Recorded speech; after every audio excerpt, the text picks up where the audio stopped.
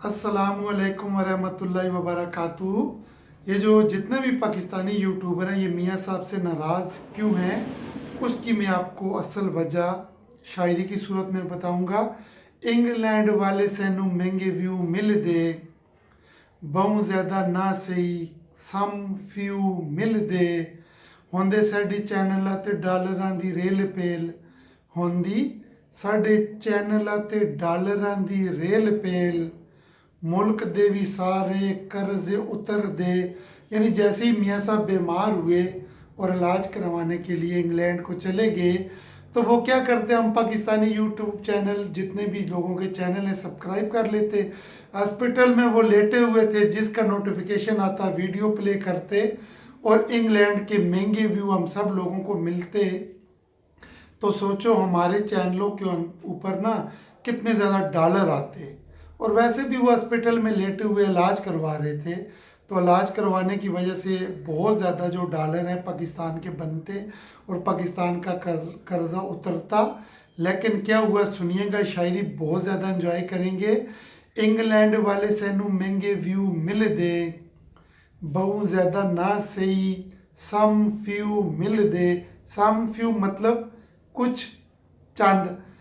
England वाले सैनू महंगे view मिल दे, बहुत ज़्यादा ना सही सम फ्यू मिल दे, होंदी साडे चैनलों ते डॉलरां दी रेल पेल, मुल्क दे भी सारे कर्जे उतर दे, किस खाने सी फिर ट्रांसपोर्ट दे धक्के, किस खाने सी फिर ट्रांसपोर्ट दे धक्के।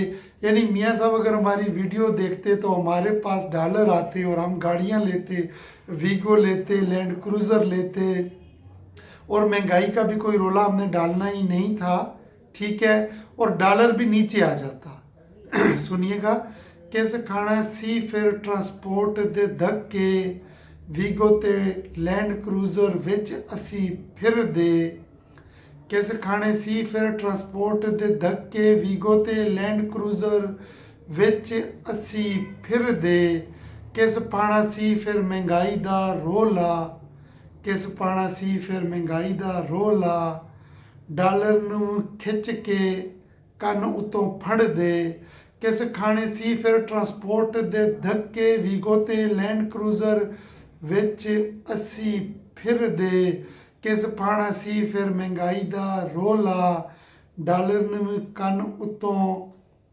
खिच के फड़ दे, इंग्लैंड वाले जे महंगे व्यू मिल दे, इंग्लैंड वाले जे महंगे व्यू मिल दे, बहुत ज़्यादा ना सही सम फ्यू मिल दे।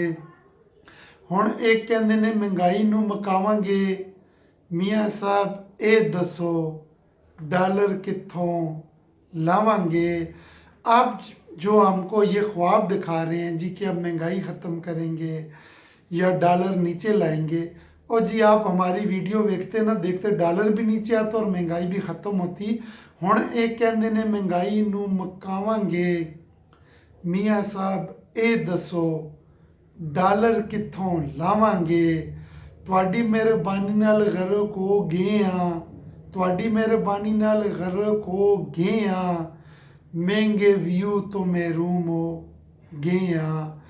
हुण तुसी बनदे हो साडे मेहरबान किवें, हुण तुसी बनदे हो साडे मेहरबान किवें, याद रखो मुसना नाल इंज नहीं कर दे। हुण ਇਹ ਕਹਿੰਦੇ ਨੇ ਮਹਿੰਗਾਈ ਨੂੰ ਮੁਕਾਵਾਂਗੇ, ਮੀਆਂ ਸਾਹਿਬ ਇਹ ਦੱਸੋ ਡਾਲਰ ਕਿੱਥੋਂ ਲਾਵਾਂਗੇ। ਤੁਹਾਡੀ ਮਿਹਰਬਾਨੀ ਨਾਲ ਗਰਕ ਹੋ ਗਏ ਆ, ਮਹਿੰਗੇ ਵਿਊ ਤੋਂ ਮਹਿਰੂਮ ਹੋ ਗਏ ਆ। ਹੁਣ ਤੁਸੀਂ ਬਣਦੇ ਹੋ ਮਿਹਰਬਾਨ ਕਿਵੇਂ, याद रखो मुसना नाल इंज नहीं कर दे। इंग्लैंड वाले सैनू महंगे व्यू मिल दे, बहुत ज़्यादा ना सही सम फ्यू मिल दे, होंदी साडे चैनलों ते डॉलरां दी रेल पेल, मुल्क दे भी सारे कर्ज उतर दे। उम्मीद है फ्रेंड ये शायरी अगर आपको पसंद आई हो तो प्लीज़ लाइक कमेंट ज़रूर कीजिएगा। अल्लाह तबारक व तआला से दुआ है कि अल्लाह आपको सलामत क़यामत रखें। आमीन सुम्मा आमीन। वस्सलाम।